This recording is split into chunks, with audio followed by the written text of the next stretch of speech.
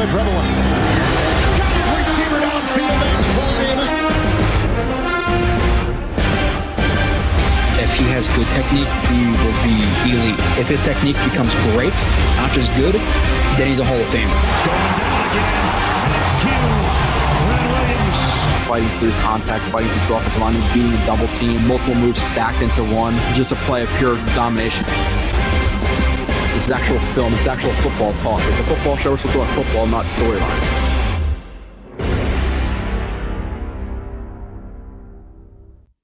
And you are listening to another edition of Blewett's Blitz.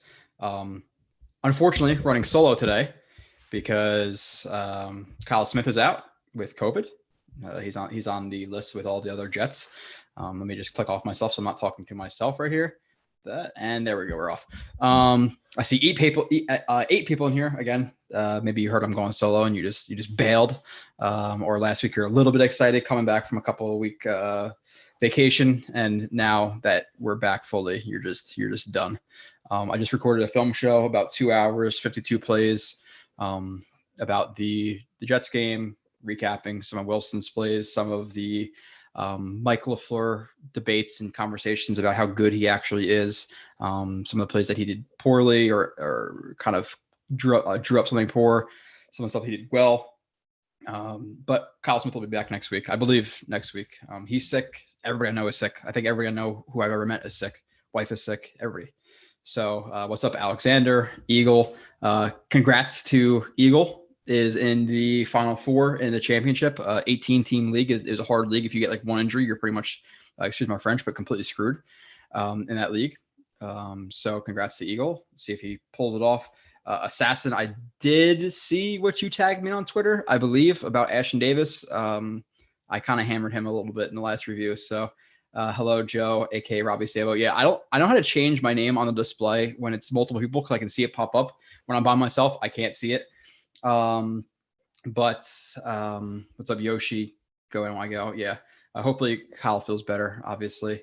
And Eagles playing against Robbie Sabo that he mentioned. So I'm going to do about an hour-ish tonight. I'm just going to kind of talk about the game, even though I just recapped it about 2 hours ago. I talked for 2 hours by myself there too. So now I want to recap it again to myself.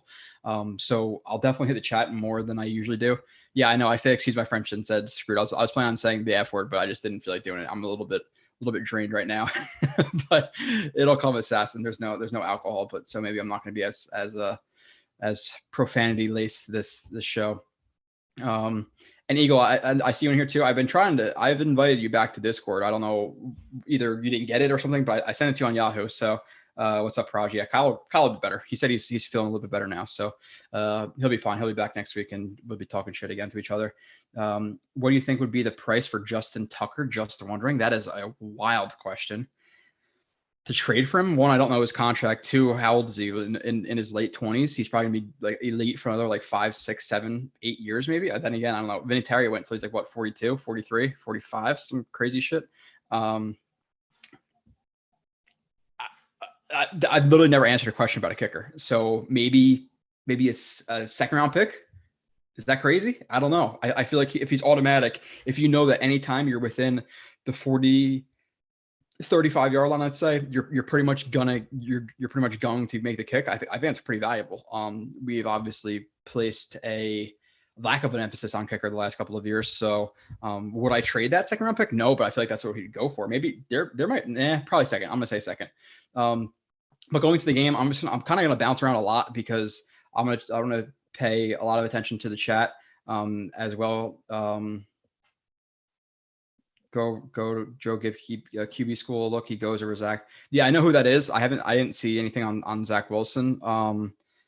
But typically I agree with him. So with Zach, I guess I'll get into that really, really quickly. Did they shut down Becton already? Apparently last week they said that there's no update on Becton, and with 3 weeks left in the season, I severely doubt he's going to be playing, which is crazy because he goes down 6 to 8 weeks.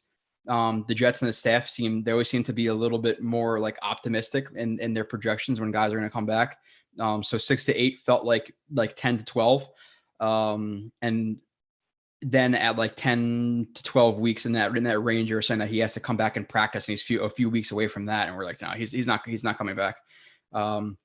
But yeah, I'll get into Wilson a little bit. So do we want the Jets to win or lose this week? What do we have? 18 players. I think it's 20 out now. They just updated another 3. It was 17 and now it's 20. So yeah. But with that being said, about Zach, I thought this game, he was definitely more. He had the one ball a little bit behind Crowder. He had the one ball that was an overthrow to Mims a little bit. Mims almost seemed like he was drifting a little bit and kind of setting himself up for yak, and didn't really attack the ball. If you watch the play, he jumped like 6 inches off the ground. So if he attacked it, it would have been a catch. Still a little bit high. His footwork there was a little bit wonky, kind of overextended his base. Front foot. I think that was a play where he stepped in the bucket a little bit, and when you step in the bucket, you're not really allowing the full hip rotation to come in. It was either that play where he stepped in the bucket where he kind of evens out, and then you don't really get that disassociation, or that was the play where he steps kind of in the bucket, but he twists his foot back in. When you twist your foot back in like that, typically guys do that on the run. When they're on the run, when you kind of throw your foot back in like that, you're kind of centering your midline of your body. You want to center it, because if you're overreacting, if you're kind of out wide with the left side of your body, your arm on this side is never going to be straight. It's not going to be a good arm angle. It's going to tend to compensate for the left side of your body. So typically guys do that in the run, and he did that not on the run, which is a little bit awkward of a throwing motion. But in general, a little bit better with the transitional footwork. He had the one bad play where he had Cole open over the middle. It was like a cab concept to do it a lot, where I forget if it was like a switch cab or just a cab where the two ran.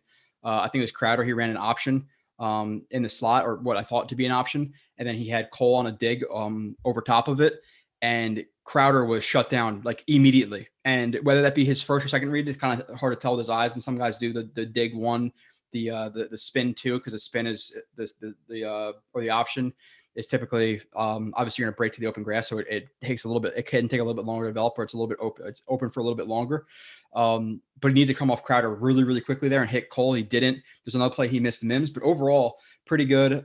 There's a few decisions, and I noticed this week, in the last couple of weeks, that they're checking a lot. Like every other play or every other few plays are checking, and it would make sense to me if they're checking to the right stuff, but they're not. Some of the plays they're running. The double slants with the bubble to Barrios versus man was not a play I enjoyed. And then there was times where, and this will come too with RPOs and him thinking a little bit quicker. There's times where he's throwing RPOs where he should be handing off, and there's times where he's handing off where he should be throwing it. That I saw in this game. There's at least 2 or 3 examples of that, and that was something that he has to process a little bit quicker. There's some little mechanical things. There's some process. There was a few mechanical mistakes processing RPOs. There's a few issues. Overall, though, this is a good game. Like, it's a positive game. It's not like if you just didn't see the rest of 2021 and you turn this game on, you'd be like, okay. Like, you see some of the upside of the kid, and obviously him going 13 for 23, 170 yards, 1 rushing touchdown, no touchdowns, or no passing, no touchdowns, no picks. You're not going to be overly excited, but to me, and again, I haven't watched like the film since the Texans game I did, the last game I actually did. He's been improving a little bit in terms of his mental processing. Now, there are still a few hiccups for sure. But some of the balls he threw away this game, or that he ran, he would have forced and threw a pick. There really was not a lot of balls that were almost picked, or that he put in harm's way. Other than the ball that he threw to Crowder. Again, it was that cab concept, like that spin route. And he forced it to the outside, but he either forced it so much where Crowder had to make an amazing play, or he threw out of bounds. I forget off the top of my head, where he had Cole. So it was a force, but it wasn't a force that was really dangerous. So overall, good, obviously, plays to improve on. So let me get back to the chat again. Going to bounce around a little bit, but that's kind of my thoughts off the top of my head. It's helpful when you throw it off somebody, then you can think again. But overall, again, some of the RPOs, some of the footwork, some of the him trying to, and I've heard this comparison, like him trying to be like a little bit too Aaron Rodgers-y with his feet instead of setting it when he has a chance to.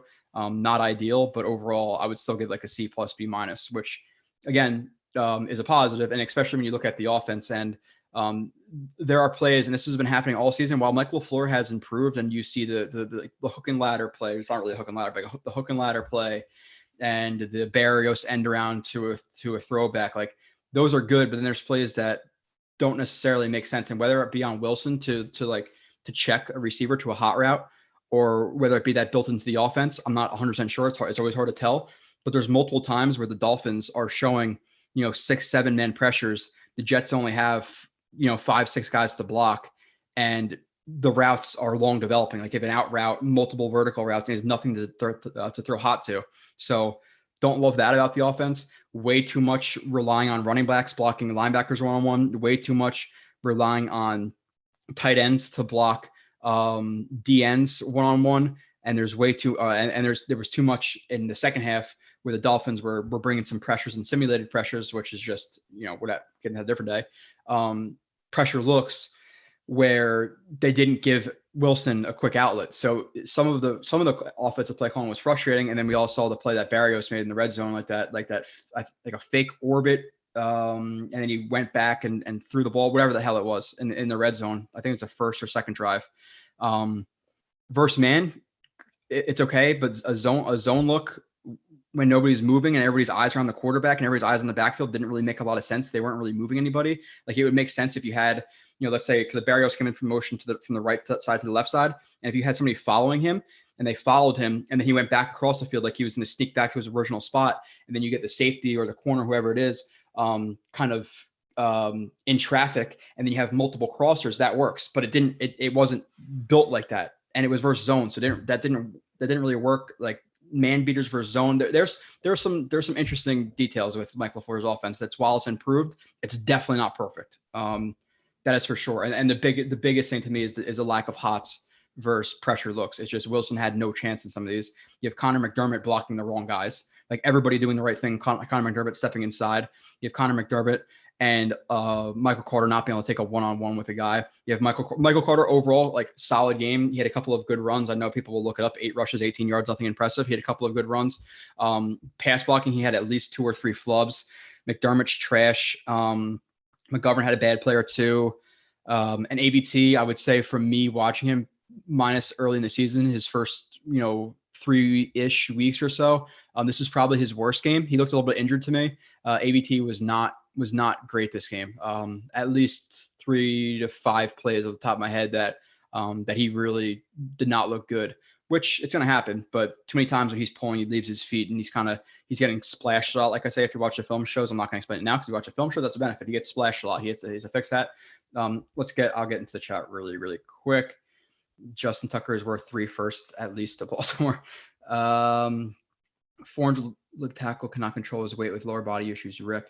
I don't think it's necessarily for Becton, like somebody who can't control his weight, to be completely honest, because like you hear about the weight problems or the lack of, or the weight problems he had in the offseason. You look at him in the gym and the videos coming out, the dude is a ripped up 370. Like he's not, like, obviously 370 if you have some fat on you, but he's basically about as slim as you can possibly be for 370. Now, obviously to having a severe leg injury, him sitting on the couch, he's going to gain some weight because he can't do cardio. So that's going to happen. No matter how good he eats, he needs to do cardio to burn off that fat because that's just how his body is. So I don't think he had weight problems.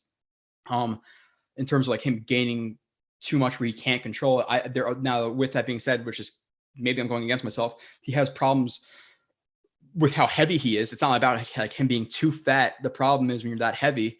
And excuse this year. Last year, he played in 10, 12 games. I forget exactly what it was, 10, 12 games. He probably came out of like 3 or 4 of those. So he's been a little bit nicked up. This year, you have to excuse it because obviously he goes into the game against the Panthers, not playing great, which is whatever it is, what it is. He gets rolled up by GVR. So would anybody, was that a weight problem, or would anybody listen to this 180 pounds, 220 pounds, wherever you are, if you were blocking a guy and a 300-pound guy rolled up on your legs, you're gonna get injured too. So it's not like an injury he had from weight problems. He got his leg bent in half, kind of, whatever it was. But with that being said, is it a concern, that his rookie year, he was out multiple games and now he had a bigger leg injury, which again, was not necessarily his fault, but now that weight's going to put pressure on that injury. So he has to come back 100%. And also with that being said now, and this is something that every roster is different, the Jets have to prioritize backup offensive tackles. So whether it be like people don't really care about backups until they do. But and I see that I saw a super chat. I'll get to that in a second. Which I appreciate. Thank you. I don't know who that is yet. the Jets and Joe Douglas, they have to prioritize backup tackle, because with Becton's injury history, it's something they absolutely need to prioritize. Whatever it be, $5-6 million, whatever it's going to be for a solid guy, they need a guy back there, which people don't really think about a lot. I don't know what a Douglas contract situation is right now. Moses, I don't think he's going to be brought back, so I think it's Fant, but they need to bring back somebody. And if you want to rely on Adoga, who played okay the couple of games he was in, then I'm not, that's on you, but I'm not 100% sure on that. But hold on a second. The hard thing is when you do a show by yourself, it's harder to drink coffee. But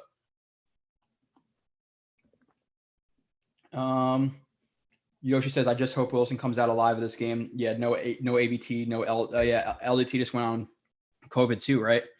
And you have McDermott. It's like McDermott, Feeney, McGovern, Isaiah Williams at right guard. Is that who it would be? And then Moses, that is brutal. Unless Fant might be coming back there, right? I thought he was like questionable to play this game, so I think they probably push him a little bit to play. Eagle need a refresh. Okay, I'll figure that out later. What's up, Snoopy? Little Jets chant.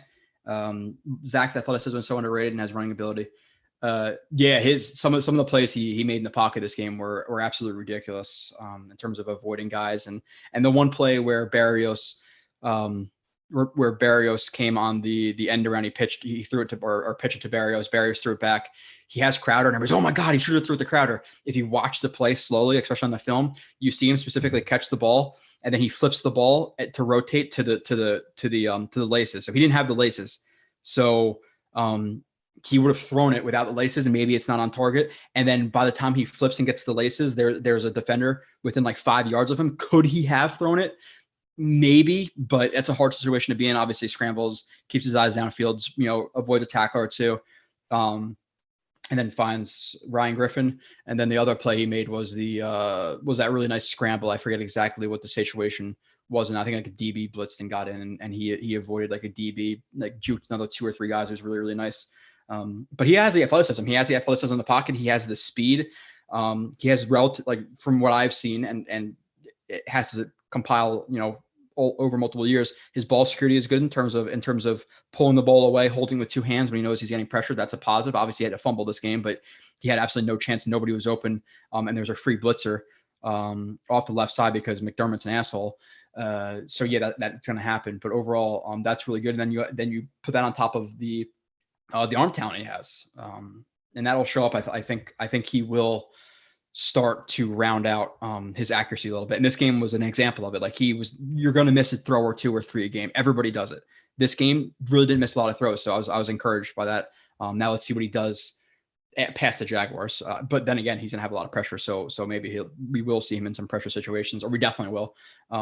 But versus the Bucs and versus the Bills, who are both going to be fighting for playoff seeding, the Bills might be fighting to get to wild card at this point, because they're 7-6, maybe if they lose to the Pats, or 7-7, or am I wrong? It's something like that. Phil, regardless if he's out week 1 and there's no progress, might as well have surgery week 2. We're talking about back then. Interesting how many players test negative and get to play. Otherwise, I don't see them beating the Jags. I don't know how banged up the Jags are though in terms of their stuff though. So you don't hope anybody gets COVID, but it is what it is. My work, actually, we were pretty lax on it, and now we're going back to like face mask everywhere and all this stuff. So it's definitely kind of rearing its ugly head, which it is what it is. Many fans don't realize the importance of the number 1 spot in the draft. Drafting first means drafting first round. Yeah. Oh yeah, of course. And the Jets right now I think they have top 2, or they have 4 top 40 picks, because the Panthers right now are 39. And Russell Wilson has a little bit of injury right now, so maybe he doesn't play this week against the Bears. So they might be looking legitimately at 2 top 10 picks. So we'll see. That'd be awesome. Blewett, am I stopping in Jersey and whooping your ass in Madden? Assassin, if you have Xbox, I will put $100 on a game of Madden with you. $100. That will beat you on the table. You take it. Feelings over. You destroyed Kyle on fantasy football. I don't know if not in the 18 team league. In the other one, I definitely beat him up pretty bad. That's the one I'm number 1 seed. I should win this week, but we'll see. Do you know if those plays you're referencing about ABT happened after he went out for a couple of plays? I think one or two was after, but there was quite a few before to Yoshi. But I just don't think he doesn't look healthy to me. I know this week he was a little bit questionable to play, and he played. He didn't look healthy, and the same thing. I'll go through the position by position. Q didn't either. Like, and to me, I don't give a shit about the numbers. I don't care about the pressures. I don't care about the sacks, whatever it may be.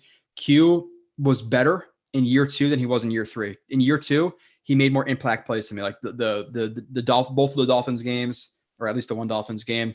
The Niners game, the Bills, like the second Bills game, I believe. Like there was a lot of games where I was like, holy shit, this year, he's getting sacks, but a lot of them are like on stunts, and he's not getting as many pressure. I don't think he's as good in the run game. Part of it's due to scheme, but Q, if anything, you want that ascension to go up. He's kind of leveled out, if not dropped a little bit. Which people, okay, with good edge rushers around him, he should be better. Of course, no shit. Everybody will. But with that being said, for a guy who you're assuming he's going to want 18, 19, $20 million a year right now, is that something the Jets should do right now? Or do they exercise that 5th-year option and see if he takes another step in the right direction in year 4, and then you feel comfortable paying him? Because right now I don't feel comfortable paying him $18 to $20 million a year. I don't, and I'm a big Q fan, but this year I expected more than what he is doing. Girth Brooks. I love that name. I always will. Merry Christmas, my man. I appreciate that. Yeah. Merry Christmas, everybody out there too. If you do Hanukkah and all that stuff, if I'm saying Merry Christmas, you're offended, then get over it. I hate that shit. You have to say Happy Holidays now. People are, oh, well, I don't celebrate Christmas. Okay. Well then translate it into your fucking language, whatever you do. I hate that. Merry Christmas. Hope you enjoy it. A lot of my family's sick, so we're kind of just chilling on Christmas. So, hopefully you guys get to enjoy it. I have work Christmas Eve night into Christmas, but sleep a couple of hours on Christmas and then, watch Elf or something and drink some wine. It'd be cool. So, terrible Jags. Yeah. Like, okay. So in terms of the, and I appreciate, I don't care. 46 people in here listening to me talk to myself. I'm cool with it. People are done with the Jets. I know. And like me watching the film and me doing the shows, I'm like, damn, I just want this season to end. Which, by the way, quick preview of the Twitter stuff and the website stuff. I'm going to be putting up. I'm going to try to get 6 players out, but at least 4 of them between ABT, like full player reviews on YouTube and a little bit on Twitter. I'll throw some plays out on Twitter just to get people's appetite a little bit wet. But I used to do a lot of stuff on Twitter. But then when you get a paid site, you got to give some people the bonuses to subscribe. So that's what I'm pouring myself into, not Twitter anymore. I don't really give a shit about Twitter anymore. But ABT, Michael Carter the second, Elijah Moore, Bryce Hall, Brandon Eccles. I'm going to try to get those guys done by the time free agency hits. And then we'll get all the reviews of free agents and the draft and all of that stuff. I know people are done with the season right now, but at least the young guys were exciting in this game. But in terms of the Jags game, I'm kind of in the middle. Like people feel like they're so like polarized, like they want to win no matter what. And then there's the people who want the draft position. I'm kind of in the middle. Like I'm rooting for a good game. I want to see the Eccles, the Halls, Q if he plays, Michael Carter, Zach Wilson, all the young guys play well. If they win, great. Like I'm cool with it helps some of the mentality and people, oh, well, everybody's out. Who cares about the mentality? It's still a team. Like you're still winning as a team. You're still in the meeting rooms. You still have Zach Wilson out there. You still have Michael Carter. You still have Elijah Moore on the sideline. Like you still have these guys who want to see and stack some wins going in and getting some positive vibes into 2022. I get that. So I'm cool. I'll be fine with the win. I'm not going to be pissed about the draft position. If they lose, same time, hopefully they play a good game. I'm like, okay, shit. Now we might be if they lose to the Jags, they're going to be 3rd overall, right? 3rd or 4th or 3rd or 2nd. So that's elite because if they can get the top 2 and they can get, obviously Thibodeau or Hutchinson, every pick you move up in the top 5 is ridiculous. Even if you want to trade down, it's a lot of capital to move from just one spot in that top 5. So if they lose, okay, it is what it is. And then we're obviously going to lose against the Bucs and Bills. The only way I want to beat the Bills was it like January, whatever. It's the last week of the season. If the Bills are fighting for a playoff spot and the Jets knock them out, I would, okay, I'll take that. I'll sign that contract right now because I hate everybody in the division. But GVR, let's see. So you already see, okay. I'm trying to just scroll. I don't want to talk to myself too much. Barrios must be re-signed. Yeah, Barrios needs to be signed. That's 100% true. And by the way, for the people there, we have the JetX simulator, but right now he's at like $1.5 million on the simulator. That's not that we're changing that. That can't be true. You assume Barrios is going to get $4 or $5, $6 million a year, which people might think is too high. But when you look at his punt return numbers, his kick return numbers, his reliability, as a punt and kick returner, mostly punt returner. He's going to get more than that. He's a backup slot and a good special teams guy.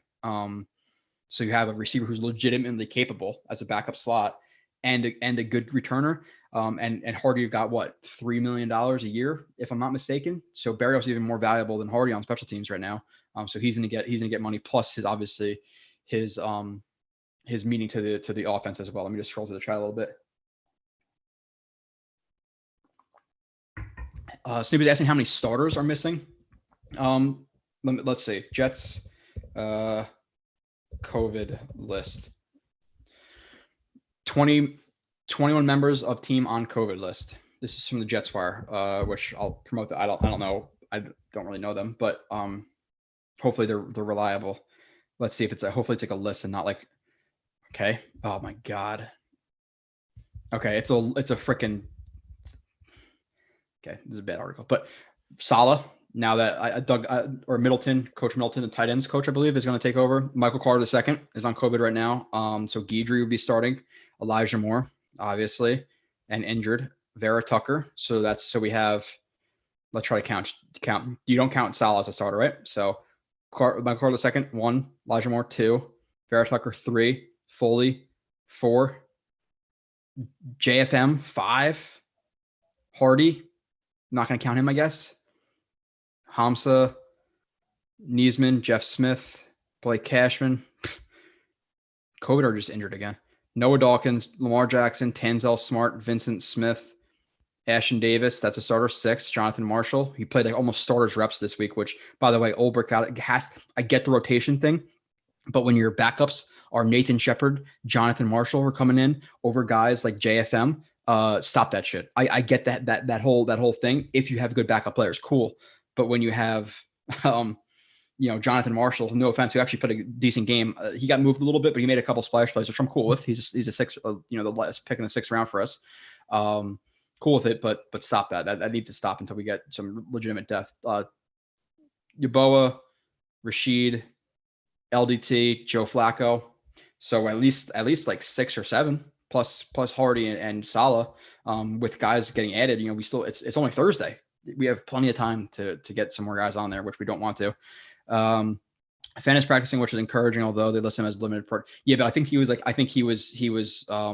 what's the one before that, Yoshi? It's like partially limited, and then there's didn't practice at all, whatever, or DP. Yeah, didn't practice. So he went from DP to practice. So I think he will be. So we have at least 6 or 7, Yoshi. Give me a guy with Swolzies. Give me a guy with elite arm talent, some issues, over a mediocre guy that's ready to go. Yeah, which, by the way, like, people talk about Mac Jones. And you see Mac Jones having to come back in the Patriots game. Like, listen, I like what he's done, but when he actually has to throw the ball, it's a little bit different. So let's not all blow smoke up like Mac Jones' ass like he's the next Tom Brady. It's ridiculous. Like, the guy, when he actually has to throw the ball, does not look great. Rush should push the dagger and finish off Seattle by saying it the rest of the season. Hey, I'm cool with that too, Snoopy. And the thing with Russ too, it's like interesting is like, I don't know what I think he's like 2 more years on his contract, whatever it is. But like the way he's playing right now, like if you are the Giants, like depending on how much they want to get from you, is he really worth it right now? Like second half of last year, he was not good. The beginning of this year, okay. He gets injured, he comes back, he's not look good at all. Like at all. Like Russell Wilson, and top of my memory, I really think about guys. Off the top of my head right now, I have not seen a prettier deep ball thrower in the league than Russell Wilson. And that's everybody. Like everybody. Like his deep ball is amazing. And he's been missing guys open. It's crazy. Carl, maybe the injuries can be a bit of a blessing in disguise since the offense is forced to get the ball out quicker and keep it simpler. Sure, you'd like to think that, but then you also have a situation where you would say the same thing. Okay, the Miami Dolphins are blitzing and sending 6 or 7 guys versus 5 guys. You'd think that the offense should be simple and get the ball out quick and give Zach Wilson hots on the and you want the hot on the side of the blitz, and it just wasn't happening. So I don't get it. Larry Romano, Merry Christmas, Jets fans. It's always a Merry Christmas. You could watch an NFL doubleheader. Hell yeah, I'm watching a doubleheader on Christmas. I'm in 3 fantasy. Well, one I'm in 6 leagues, which is way too much. A couple of them are like, I think I'm in like 2 $200 leagues, 2 200 or 2 100, a 50 and a 25, and I think I'm in a 200, a 100 and a 50 that leagues, and I'm in the conference finals. I'm gonna be watching football all the time, minus tonight, which sucks. I gotta sleep before work, but Did you see the tape on Thibodeau versus ABT, Joe? Kyle watched that more. I watched 2 games, I think, of ABT in 2020 at left tackle, but it wasn't versus Thibodeau. That's a good question to ask Kyle next week. But I know ABT got beat up a little bit by Thibodeau, but it's going to happen. Eccles is out. Is he out with a concussion? I don't think so. Not off the top of my head, he's out with a concussion. Joe, who won that matchup? Snoopy, you have to clarify. It was 6 minutes ago, so I'm not sure exactly what I was talking about. Unless you're talking about the tape versus Thibodeau ABT. If you're talking about that, Thibodeau won. Which 2 positions do you want to come out of the first round? Edge, OT, interior offensive line, safety, receiver. Joe, and you guys know this if you've been watching me for a while. I always preface about stuff by saying you don't know what's going to happen in the draft. There are plenty of people who are start so high. Sean Wade, perfect example last year, top 10 pick, drops to the 5th round. So you don't really know. At this point, it's starting to get a little bit more solidified. All things being equal, out of those positions, let me just do this. Out of those positions, let me just rank them in biggest needs to me, because like edge. So while edge is probably the 4th biggest need out of that list to me, it's also the position that if you were in a position to take whether you like Hutchinson, Thibodeau, Karlaftis, again, I have to watch the film of those guys so I'll preface it by saying I don't really know, but if they are that elite, edge is a really, really tough position to find. So if they're there, take them. With that being said, let's say it's middle of the first. Let's say their first pick is 15 and all of the edges, tackles, interior offensive line, whatever are equal. I would rank them probably as the biggest needs. I would say interior offensive line is number 1 for me. And it's not necessarily, and you have to, I'm not just looking at positions like singularly, because while safety is a bigger need than offensive line, if you just look at just the position, because if LDT comes back, okay. But with that being said, I still want to give Zach Wilson all the help I could possibly get. So it's probably interior offensive line 1, safety 2, receiver 3, edge 4, tackle 5, I would say, assuming that Fant's back and Becton's back. NY Jetstream, Joe, or love your tape breakdowns. I was wondering if you watch other people's breakdowns, JT. So just did. Yeah, if it flashes, yes, but like with having a house now, all this stuff with working the way I do, with working on the site, there's not a lot of time to watch other people's stuff. But if I see something like pop across my timeline, yeah, sure, I'll watch. I watched some of JT's stuff. He was a former QB in the NFL, I believe, so he's definitely knowledgeable. That's good. They're good breakdowns to watch. Thibodeau ran right around him multiple times.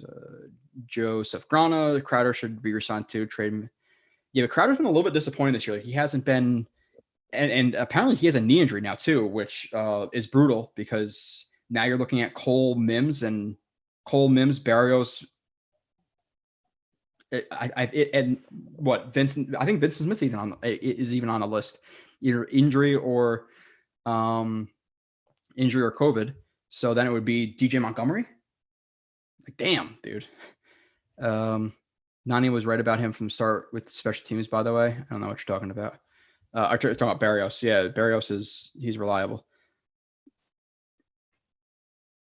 I'm fully expecting to get an update, Zach, that Sunday is out since Flacco's out with COVID. Yeah, we really hope not. But all the thing with that, Yoshi, is they're not doing meetings on site right now. So you'd hope that he doesn't get it too.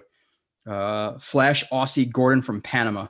Really concerned on linebackers. No top 10 prospects in free agency class. Looks average.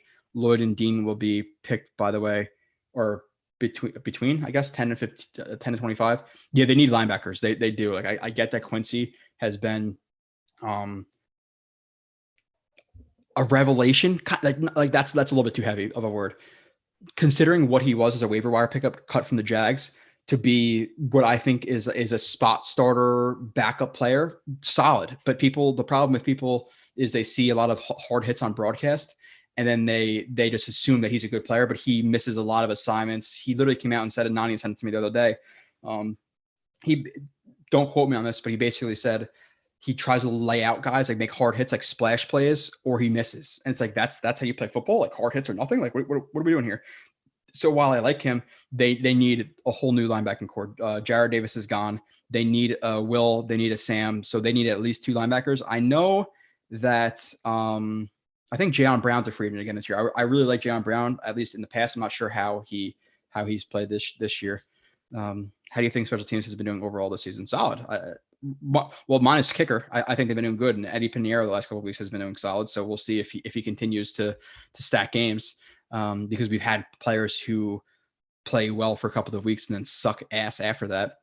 I mean, dudes can get a COVID protocol pretty quick though, right? Like 4 days. Yeah. Isn't it like if you're vaccinated, you need like 2 tests back to back, 2 PCR tests back to back within like space like a day or something like that to get out. So yeah, you can get out pretty quick if you're vaccinated. You see Quentin Nelson absolutely drag the Patriots D line. Oh my God, I love seeing that. Screw them, Pats. Yeah, for sure, Snoopy. And that's why. But guard isn't it? You can't draft a guard in the top 5. Or sorry, he was 6.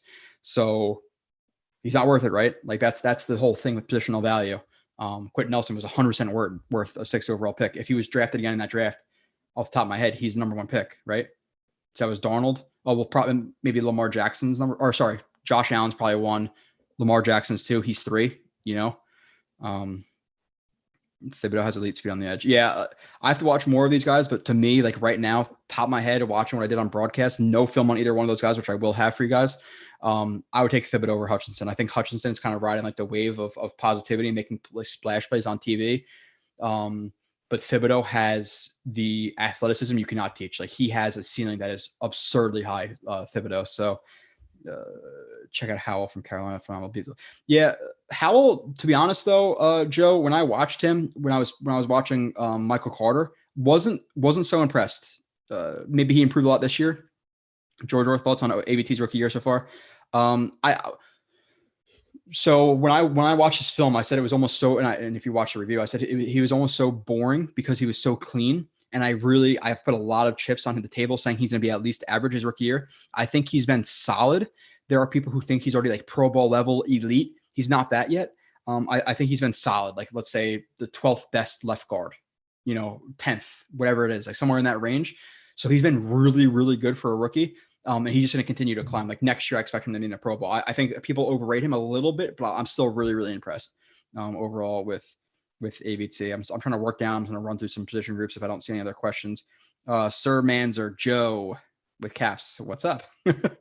Devondre Campbell. Yeah, Devondre Campbell was like he was the Falcons and Packers now, right? That was the guy I was talking about in the offseason. I wanted, because he was one of those guys who's like floating, like kind of still around late in free agency that I was saying I wanted to sign. And he got signed by the Packers, and people were kind of iffy on him because I think his last year with the Falcons was like really bad, and then he's bounced back a little bit. So I would like that. He has familiarity with Ulbrich if he's still going to be here, which he should not, probably shouldn't be. Should we fire Ulbrich? I don't think he, if I had to say yes or no, I would probably say yes, but I don't think they will fire Ulbrich. The problem with the defense is, one, there's missed assignments that was all over the film early in the year, less recently that I could think off the top of my head, minus like Goddard. But the problem is it's a defense that is relatively simple, and they play soft coverage. So they expect their front four to get there. Their front four obviously is missing Carl Lawson. You have Q, who is banged up. You have JFM, who's slightly playing out of position. So your front four isn't getting there like they should. They're getting gashed in the run game.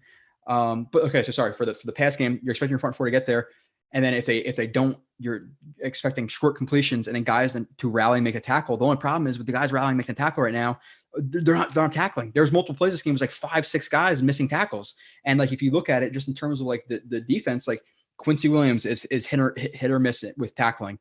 You have Mosley, to me, who has been playing worse. I don't know if I highlighted the play in the review or didn't, but he looks like he's almost lacking a trigger to shoot because he's trying to play so conservatively because he didn't trust the guys around him. That's something, again, call me crazy. That's what I see. He was on the front side of a duo, and he could have shot the gap and made the tackle, but he was peeking on both sides of the combo block to try to contain the run because there's nobody else around him. So he's almost playing like conservatively because he has to. Past that, Jared Davis actually absolute bust of a signing. And then, you have had Marcus May, who's been out for a lot of the year. Ashton Davis can't tackle for shit. You've had backups in Redwine and Sherrod Neesman, all these guys on the second level. And then past that, you have guys in Hall. Hall is an iffy tackler. Sometimes it's really good when he gets his hands on you. He's a good tackler, but he lacks a trigger, and sometimes he gets a little bit lost to me. There's one play specifically in this game, it was like 3rd and 1 or 3rd and 2, where he could have easily came downhill and made a tackle, and he hesitated way too much, especially for 3rd and 1 at the angle he was at. So he's okay at it. Eccles, while aggressive, and I think improved since Kentucky, he's still a smaller guy. You have Guidry, who's tiny. So like you have a second level of guys who can't rally and make a tackle on a defense that is you're supposed to be able to rally and make a tackle because they give the underneath stuff. That plus, with that being said, with the run game, while the defensive line, they have to take steps in the right direction in terms of learning like how to play traps and counters and powers and all the shit they're facing, because those are things that work against penetrating 4-3s. Once they get past that first level, because they're getting combos on everybody, you have guys like, again, Ashton Davis, Redwine, Sherrod Neesman, Quincy Williams having to clean up and make tackles, and there's not. So while the defense has been bad, they've been, and I'm not making excuses, there's time I'm roasting them, but they have a ton of injuries, not a lot of talent, and that's kind of really it. And then the schemes are at times are problems too. And people bitch about like, oh, the man coverage on 3rd down. But then the Falcons game, go watch that game. How many times did they run zone blitzes on 3rd down and guys were getting lost or weren't in the right spots or were in the right spots, but late versus the Falcons, and they're getting first downs too. So it's a talent problem. But with that being said, should they be 32nd in the league and one of the worst defenses I've ever seen the Jets? Hell no. Quincy mentality is lay out the, yeah, exactly, Snoopy. Yeah, which is not good. It's not a good mentality to have. Kayvon and Hamilton in the first round. Sir, I would sign the dotted line for that right now. I know we can get to the whole safety thing and is it worth it? I think people have like recency bias, but if he's as generational as people say he is, he's generational. Take him. Like it's a massive need with a generational prospect. Okay. Like, no, I can't be mad at that. Carl, should the Jets continue to try to fill linebacker spots with safeties since draft doesn't seem deep, or go for a more conventional approach? Mike, yo, what's up? Solo Joe tonight. Yeah, it's all good. Mike, we have Kyle on the COVID list as well. I think they're going to still try to do it because they try to do it with Hamza. He obviously got injured and he was a guy who I said coming out of college, like people were really high on him. I am high on his athleticism, especially for where he was drafted.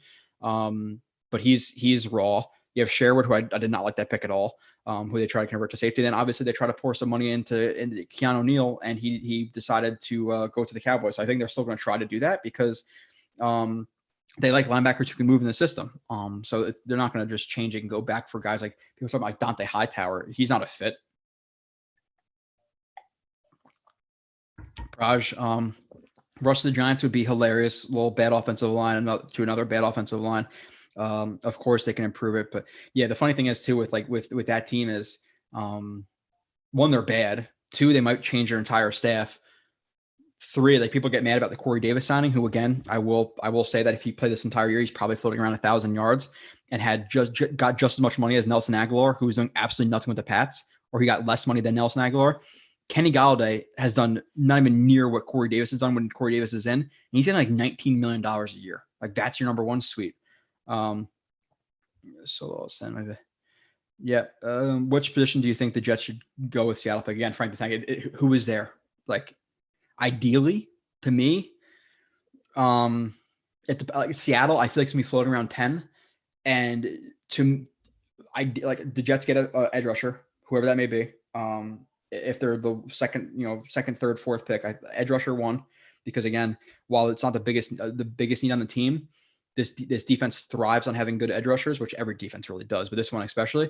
So edge rusher 1, and then I would probably say interior offensive line, whether that be like a Kenyon Green or Linderbaum, if it's floating around 10, 11, 12 area, which I think it will be with the Seahawks. So I would probably say those 2, but you can convince me corner, safety as well with one of those guys. So could Kyle Hamilton have Michael Parsons level impact for our defense? If he's as generational as people said he is, yes. They're different players though, because Michael Parsons is obviously more of an edge rusher than Kyle Hamilton. But preface it by saying, don't know. But if he is generational, if he's that Ed Reed, Troy Polamalu, those guys are fucking amazing. Like, let's get them. Like, to be fair, and again, erase all of your memory of what happened with this guy. If you could take Jamal Adams again at 6 and he stay with the Jets forever and he continued his level of play year 2, year 3, do you take that at 6 again? Hell yeah, you do. Obviously, he's went down. He ran his mouth and now he's starting to suck. Fine. But if you had the impact of him, let's just say year 3, Jamal Adams for an entire career for pick 6, I do it every day of the week. The guy made a hell of an impact for the Jets. Yeah, get Will Kyle. He will. Why can't we tackle? Because they don't have good tacklers. Like Ash and David, they're bad. I go through it play by play when I do it, but they're not closing enough ground. They're not as patient with their feet. Their heads are spinning. They're a little young, so they try to get there quick. I agree. These guys are starting to play. So he can't play his game. Yeah, it's hard. Obviously, look at the team. It's not the easiest. Are you fine with Fant being right tackle next year? He could possibly regress. The thing with Fant is, and that's the one pedestal, not pedestal, that I will promote myself with that. I was the only person, literally the only person I saw out there who liked the Fant signing because I saw the progression. He was really bad like 2018, but then 2019 and through 2020, 2018 he was bad, and then slowly through 2019 he started to take steps in the right direction. They were all at left tackle. So I was fine with the signing. Like, okay, they're banking on a guy who played tight end, didn't have a lot of reps, and is ascending. So okay, cool with it, definitely. I expect him to be an average to a little bit below average, and he's been that for the Jets. But the problem is he's more comfortable at left tackle than at right tackle. So when he goes back to right tackle, he might not be what he is right now, which I would say is above average at left tackle. So you're going to move him back to right tackle, and maybe he's a below average again. But overall, if you're still paying him, $10 million for an average-ish tackle, I don't think that's that bad money. Free safety can be much more valuable than a strong safety too. Yeah, it depends on the set. It depends, obviously. How do you feel about Stingley overrated based on first-year injury-prone risky? Yeah, Xavier, again, there are the thing I will say, I'm not calling them names, there are way too many people who watch a 5-minute highlight film of a guy and then say they know how good he is. But I watched Greg Dortch's highlight film at wherever the fuck he played at, and he was terrible. I watched his film and I laughed how bad that guy was. Dreadful. Same thing with Ashton Davis. Watch the highlights, look great. Watch the film with Marcus Coleman, played NFL for 11 years. We were kind of giggling at he has a lot of work to do. So, people might talk about Stingley or whoever else. I think the guy from Clemson and say they know how good he is. I don't. But with my knowledge of Stingley, a guy in the top 10 range who's injury prone, not a fan of it. I need health. The Jets, especially us, we should be scorned the last couple of years of how injured the Jets have been. People always bitch about injuries. Every team does. But the Jets over the last couple of years, the 1 year with Mosley and all those guys who were injured, they were number one by like $30 million in terms of money on IR. And that wasn't even including Mosley's contract, who was like the biggest contract on the Jets. Last year, they're obviously banged up the entire year. And then this year, I think they had the second most players on IR in the entire league. I think the Titans might be one, but we're two. Like, no more injured guys. So if he's injured a lot, no, hell no. No way. Depending on what it is. But no, yeah, I'm not a big fan. Malik Hooker was generational. I wouldn't say generational. I really, really liked Malik Hooker's film though. Safety's in top 10, not it. Luca, I really think this team can be competitive next year if we get a free agent and draft right. Yeah, me too. Listen, like you get everybody back healthy. You have Zach Wilson in the system for a second year. You have the defensive guys in the system for a second year. You add $50 million of guys in free agency. You have 4 top 40 picks. Then you have, I think, a third, 2/4. Like they have a lot of capital. If they're not a 7, 8, 9 win team next year, this is a failure. And unless obviously they get brutally, like they suffer a brutal injury. But if they're not in the hunt, people are like, oh, I think they're gonna get like 5, 6 wins next year. Bullshit. If that's what you're expecting, you shouldn't be. With this team healthy, with how much capital they have, with a second year in the system, they need to be at the minimum 7, 8 wins. And that's low bar. Like I would be upset with 7 wins, but like 8, 9 wins, I would hope for, 10. Like this team has a lot of injuries and a lot of money to spend. So they need to be competitive next year. I completely agree with that, Luca. Yes, it's not even a discussion on Jamal. Yes, sir. Exactly. Like people have recency bias and they hate him, but his impact was massive for the team. He's the best player on defense easily. If he's a 6 overall pick, okay, I'll take it. And if Hamilton's generational, that means he's better than Jamal Adams. And okay, sure. I don't like Xavier. I don't like Hamilton's size. How well can you break down in the middle of the field and tackle? I think the range is also rated. Yeah, overstated. Yeah, Xavier, you could be right. I don't know. I haven't watched enough to know that. I'm sure I'll do a breakdown like during the offseason. Maybe I'll do like Thibodeau, Hutchinson, depending. if they're like the 4 pick, I'm not gonna do like Thibodeau because he's gonna go 1 or 2. I'm probably not gonna do Hutchinson, but I'll do like Kyle Hamilton, Stingley, Evan Neal, Green, Linderbaum. Like I'll do some of those guys, and we'll see about Hamilton. But the thing I'll say in terms of like the height, like Cam Chancellor was also pretty lanky. Obviously he's massive too, but just because you're tall, if you break down properly, you're gonna be able to tackle. A true elite positional talent is worth a top 10 regardless of what the position is minus special teams player. Swolsey, I could not agree with you more. People overrate positions so much. Safeties, was Troy Polamalu worth it? Was Ed Reed worth it? I'm not sure exactly where they're drafted, but in terms of them being elite talents, Quentin Nelson, worth it? Ryan Jensen, whoever else you want to say it, Travis Frederick, or is that? Yeah, Travis Frederick, he's a center, right? Is he worth it? Linebacker was Luke Kuechly worth it? Was Jamal Adams when he was here worth it? Yeah, like yes, So like people, oh, I can't take that guard. I need a tackle. So let's reach for a tackle and the guard is generational. Like fuck, that's such a stupid way of thinking. It is.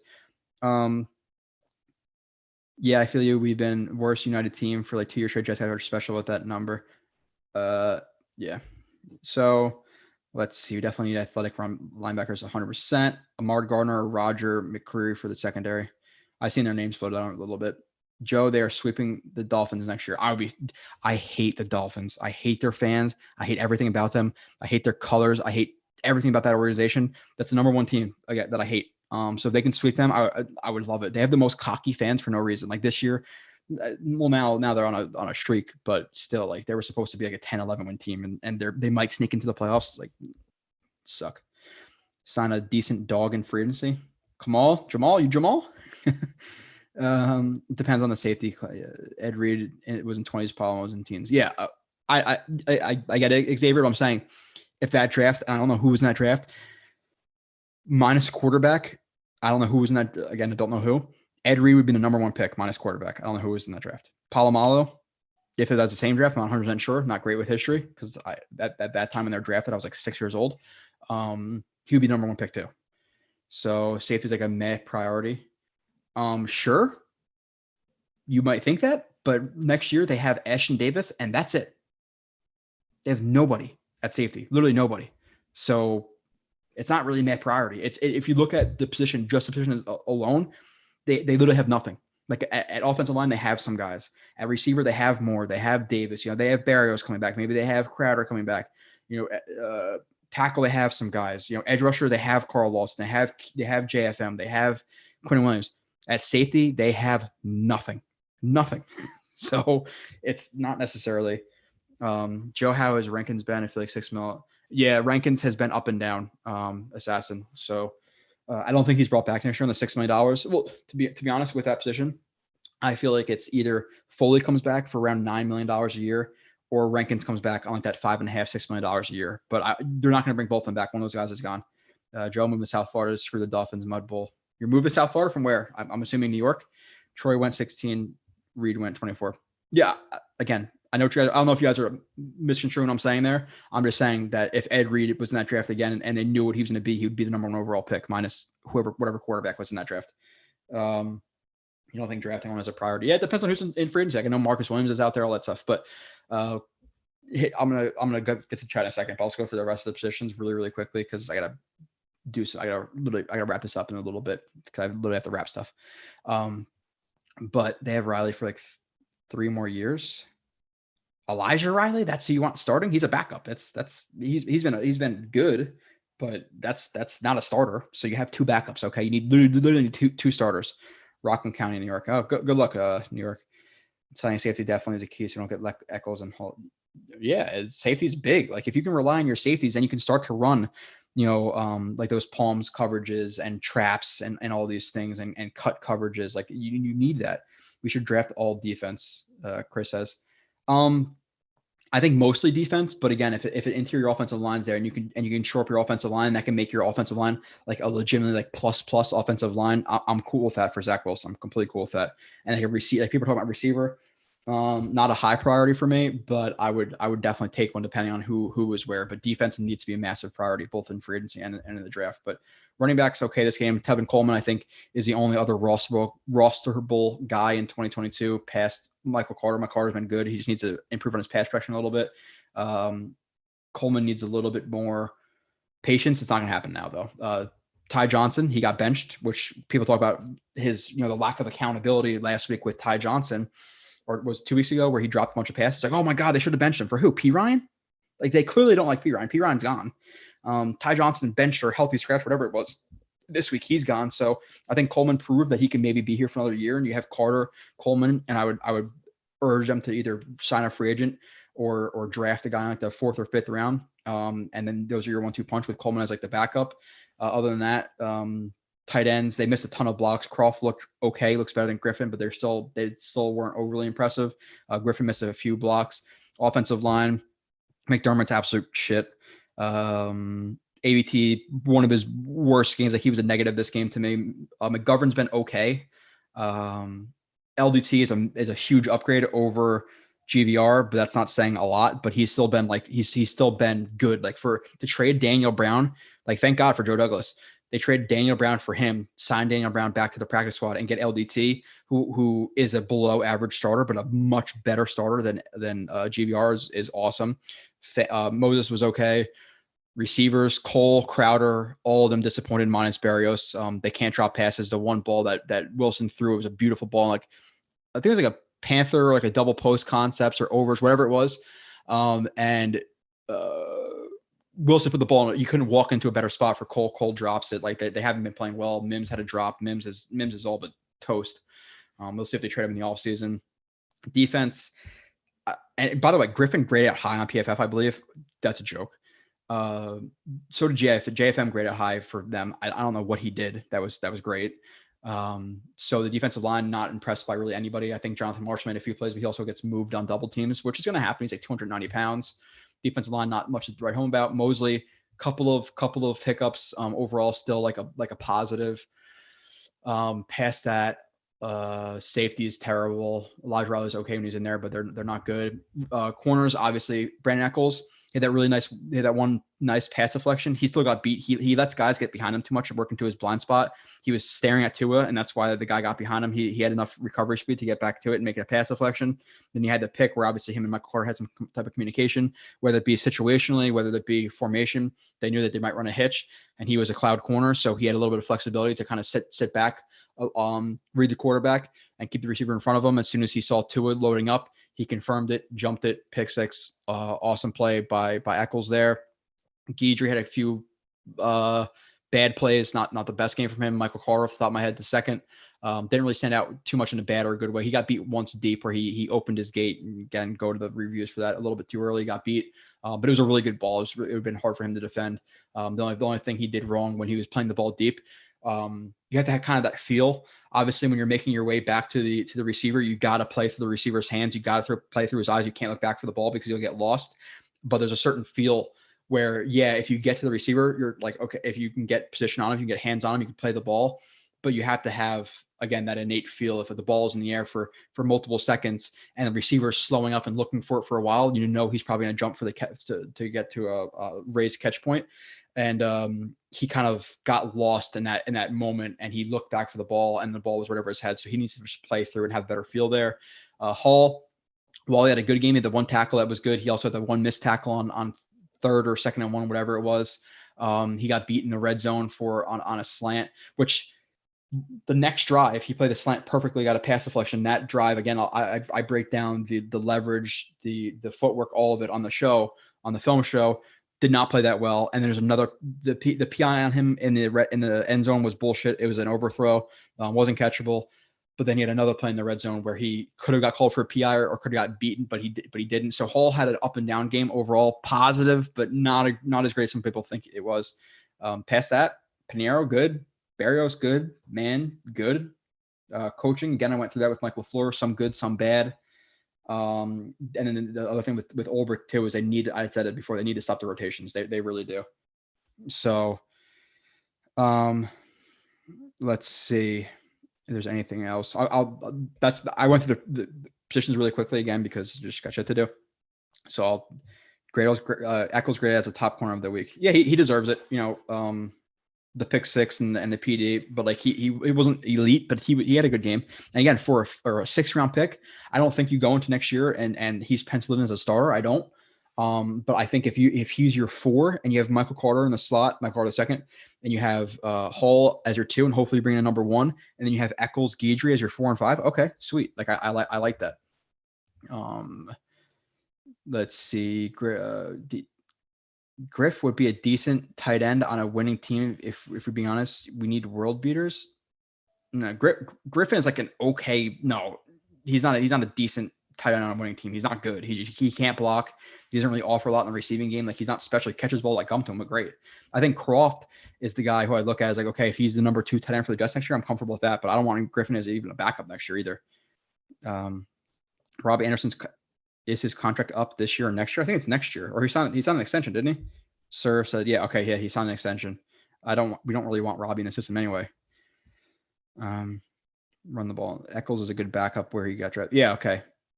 He's a steal. Yeah, go New York. I agree. Like for where he was drafted, if you're gonna get a backup level role player as a 6th round pick, you're gonna sign that on the dotted line every single day. Like that. Yeah, there's Sherman in the 5th or 6th round. Like you have those guys obviously who hit, but those picks, like how many, there's 32 picks plus whatever the compensation picks are. Let's just say there's 40 picks in the 6th round. I would say out of those 40, maybe 10 hit as even just a backup or higher level. And that's a high percentage, probably not even 10, probably like 7 or 8. So good job by him there. Same thing with Michael Carter the second, it's 5th round pick. He's a starting level slot right now. Hall just needs like 4 picks to make the Pro Bowl this year. Yeah, Hall's been good. That's for sure.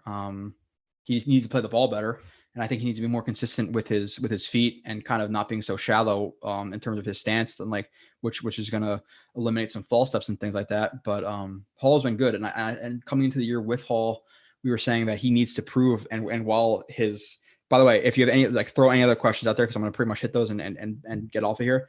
But Hall, going into 2021, we were saying, okay, he had a few flash games in 2020, and while he was beaten versus Devontae Parker and Keenan Allen and Mike Williams, sometimes he was still in really good position. So we were excited about his 2020, but we were saying that he still needs to prove that he could be a legitimate number 2 corner, like consistently throughout the entire year. And he's proven that. I don't think he's proven to be a legit number 1 like some people think he is. I think he's more of a good number 2. I just don't think he has the athleticism to match up against some of the legit number 1s in the league. But if you, let's just, I don't know who it is, a number 1 corner, and he's the number 2, that's great. So very possible draft down, get a Gardner and Majay Sanders. That's at Penn State, right? The edge rusher Majay. I'm not big into the draft until I actually watch it. Big game, Jason. I'm going to the game on Sunday. I might, but I don't think so. Both Michael Carters have COVID. Yeah, I didn't even know that Michael Carter, the first, not the first, but the running back had COVID. That sucks. In this draft, we need middle linebacker to replace CJ Mosley. I don't think they're replacing CJ Mosley. Now, I not this year at least. I could see them, because I think this year, like, his cap hit is ridiculous if he were to get cut. So I think if anything, they draft a linebacker to play next to Mosley, and then maybe the next year you cut Mosley, save a lot of money, and then he pencils in as like the Mike. Like, I think that may happen, but Mosley's, it's like let me see what his contract is. It's ridiculous. Like, you can't get rid of him next year unless you're trading him, and then like somebody's giving you like a 4th round pick, and they're gonna eat some of the cap or whatever. But it's not gonna happen next year. Like, if they cut him next year, he is. Which, by the way, I always use OTC. OTC is a really good cap site. I like what's his name? Jason, I think is their owner. They cut him next year. They have $20 million in dead cap. 20 million. They only save 3. Is that worth it? No. The next year they cut him. They save 15 and a half. They eat 3. Okay, fine with that. But next year you're not gonna cut him. Is it worth $20 million to cut him? No. No way. So JC Jackson, Big Green. Yeah, I am down with JC Jackson. If they could bring him in, that'd be awesome. My car, the corner has COVID, but the running back doesn't. Yoshi's saying, okay, yeah, there's so many people who have it. I'm not even sure. Yeah, but JC, we'll go through all the free agents in the offseason once we get closer and go through the list and say who we want, who we not want. But bringing a guy who was legit, probably one of the top 10 corners in the league in JC Jackson, at least this year, he has to prove it more consistently. I would love that. Any position you can address in free agency, I'm cool with. Like, to me, typically free agency is like a supplement to the draft. Like, let's say, okay, corners super deep in the first and second round, and they have a lot of targets in the first, second round. In free agency or in the draft, then maybe you don't address it in free agency. But if, let's say, if cornerback was thin, I'm just throwing out situations.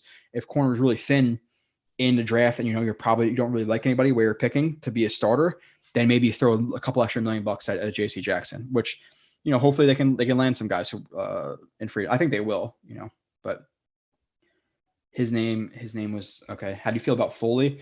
I feel like he is a great player. He's not in the right system though.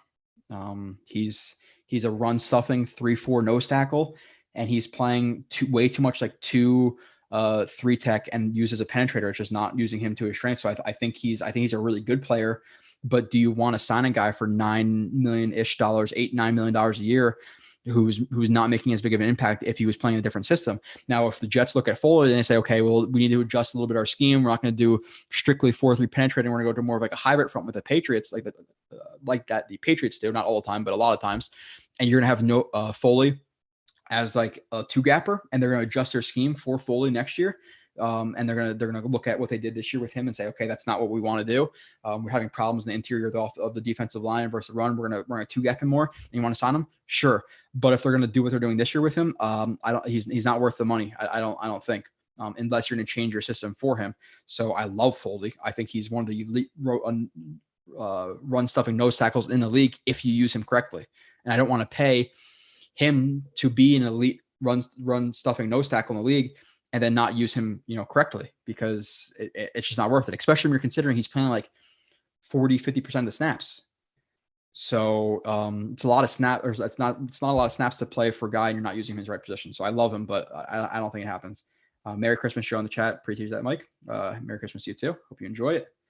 Hope you get some good stuff. If you still get stuff, on how old you are and what stuff you get. Have you talked about Ojabo? No. Again, a lot of these guys, I'm not going to talk on them because I don't really know too much. I will though. Kamal, I agree though. We should sign Michael Gallup. Yeah, Praj, I'm cool with that for sure. I think Gallup is, while not a number one, I think he's a legit weapon next to Davis. If your receiver core next year is Michael Gallup, Corey Davis, Elijah Moore, Barrios, and then maybe a later round guy, maybe it's a Crowder, maybe it's a Cole, like that's a good receiving core. Like we can get by that. Rumors Jerry Jeudy wants out. I would give up a third from hell. Yeah, I would give up a third for Jerry Jeudy. I'm not sure what he's done this year in his injury. I know he's had a little bit of injuries, but his route running is elite. Like he is a really, really good route runner. So especially in this system, like they like good route runners, get open quick. He's not the biggest yak guy in the world, but a third, I would give up a third all day for Jerry Jeudy. I'm personally not counting on loss, and ACL injuries are never a certain recovery. Yeah, it's like the one injury that you're not really guaranteed to come back from. But yeah, and I agree. Like, I know Eagles kind of shitting on Sir a little bit for the rumors. I'm sure he's just throwing it out there, but yeah, rumors, you can Google it, and there's going to be, if I Googled any rumor, it's going to be out there on some site who has like, 3 viewers. So, I'm old. It's just dinner and drinks with friends. Oh, no, well, I'm not going to get into that, like family or wife or kids or nothing to get you some stuff. Robinson's also out. The problem with Robinson this year is, when I've watched Bears games, it's either one, he's not giving full effort, or 2, he's losing a step a little bit, and he's going to want probably, let's say $16 million a year. Let's just throw a number out there. Based on what he's doing this year, I'm not sure if he's worth $16 million. I'm not sure. So is a run offending nose tackle a small need? Foley might not get re-signed. No true nose tackle. Yeah, I agree with that. If they don't bring Foley back, they need to sign like a Mike Pennell of the past, like a guy who's going to be like $2-3 million who could stuff, who would stuff the run.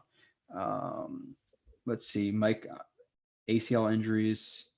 Oh yeah, Mike. Yeah, sorry, I breezed past that. It's not an ACL, it's an Achilles, which is even worse. So, how do you feel about the Jets beat? I am not the biggest fan. That's what I'll say. I'm not gonna get too much into it and call names and all that stuff. I can't. But doing the stuff we're trying to do.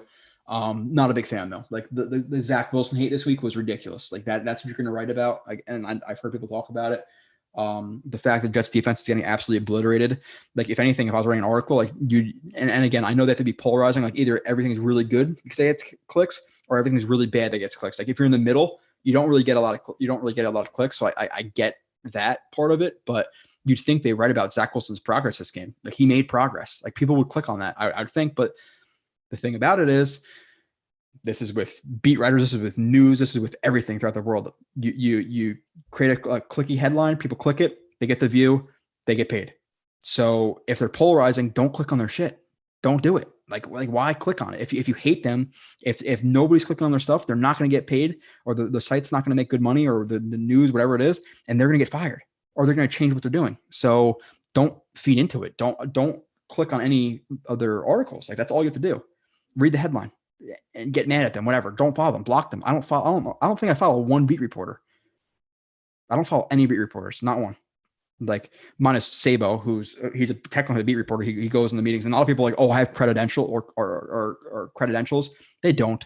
They do. Like Jets X Factor, I can go to a practice. Well, actually, technically Jets X Factor, we can go and I guess we could we could ask questions to Saleh. A lot of people go and they have access to closed practices, but they can't ask questions. And when they're doing the media stuff, when the media are asking the questions, they get kicked out. They can't go. But then those people will say, "Oh, well, I'm credentialed or whatever," or I could do that. No, you can't. There's a lot of sites who claim that stuff. Trust me, I know. I'm not gonna call anybody out, but there are plenty of people who claim to have credentials or did. They don't. If you can ask a question to Saleh, okay, that's different. But that's a beat reporter. Sabo goes sometimes. He could do that. So I'm not gonna try to burn any bridges, but I'm not a big fan of plenty of them. Let's say. Joe, how did you go to St. Thomas for 10 days? I actually did. I think this bright ass light right here is probably, doing that. Dalton Schulte, I'm cool with that one. Smini, yeah. I called out a few of them early on their pod. I'm not sure what pod you're talking about, Big Green. Is Joe Douglas on a hot seat if we get 8-9 wins next year? No playoffs? No. 8-9 wins from 3 or 4. That's the leap. Like 8-9, I'm cool with. The next year after that, you need playoffs. I got into Joe Douglas a lot, like a couple streams ago. I'm a fan of a lot of what he's done, but no playoffs next year, no. But 8-9, he's not gone. Yeah, St. Thomas not gonna test that again. Facts, stay away from top free agency. Yeah, like Robinson. Depends. Todd, I'm sorry, just got here. Are you rooting for a win or loss? I'm in the middle. They win, cool. If they win and the young guys don't play well, and it's just like a bunch of like the older guys, like let's say it's like I don't know, like a CJ Mosley pick 6 that wins a game. Okay. But if it's Zach Wilson, like, throwing a heater to Michael Carter on an angle route, okay, cool. Like I'm cool with that. I'm really in the middle. I'm not trying to like bail myself out, but I'm in the middle. They win, awesome. They lose, okay, draft pick. Like I don't have a polarizing take on that. I'll root for the Jets in that game, and if it's 20-21 and it's a game-winning field goal, or if it's, let's say it's 21-22 game-winning field goal, I'm gonna root for it to go in. If it doesn't, I won't be mad though. I'll be like, oh, all right, cool, draft pick. I think we move it to 2 or 3, right? So, Trevor Lawrence hasn't thrown a tight TD since October. I know he's gonna score on us, sadly. Yeah, he is. We need to build from the draft, 100%, Kieran. But you're obviously going to supplement with free agency as well. You can't just go into the draft and say, okay, we have 1,000 needs, because we have massive needs.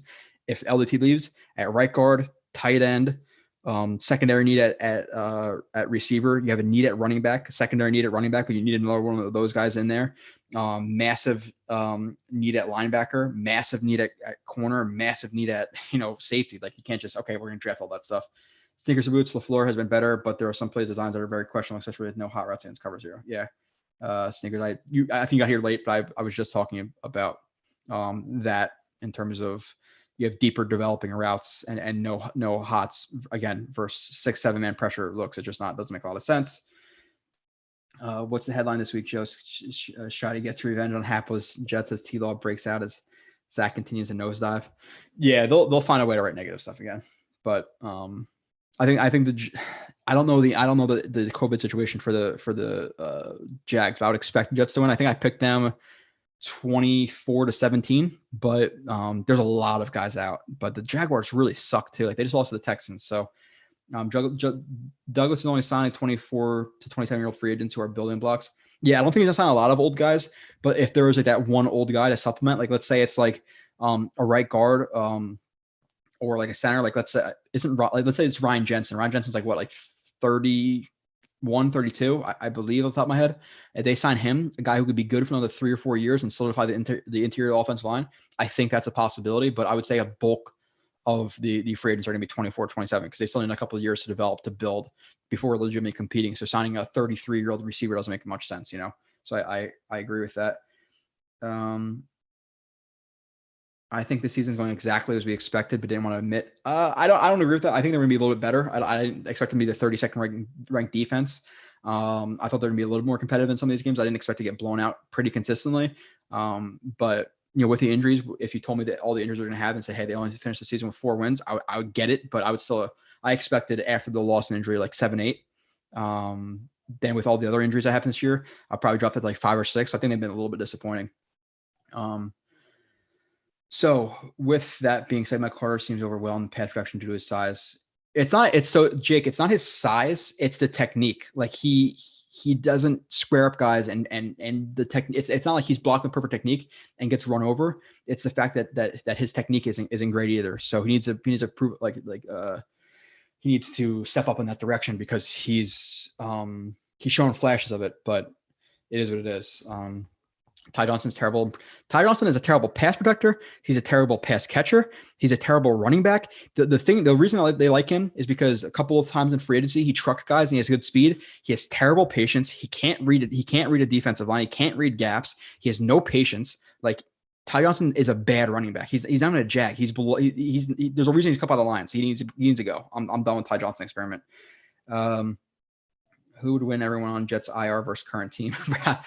If you give both of them Zach Wilson, or all the injured Jets, I'd probably say Zach Wilson, Jets IR versus the current team right now. Jets are making the playoffs next year, Joe. I'm cool with that. I think it's a possibility. I don't think you're crazy for saying that. I really don't. Based on the guys coming back plus the capital they have to improve the team, I don't think you're crazy. Can't lose these dudes, man. We just can't. Yeah, we'll see. Recap it next week. Appreciate everybody for being here. I'll be back next week with Kyle Smith. Go watch a film review. Did it 2 hours. I know it's long, but if you really want to get into the nitty gritty about the techniques and the young guys and all that stuff, I would appreciate that. Give that a view, subscribe, and I'll see you in a couple days.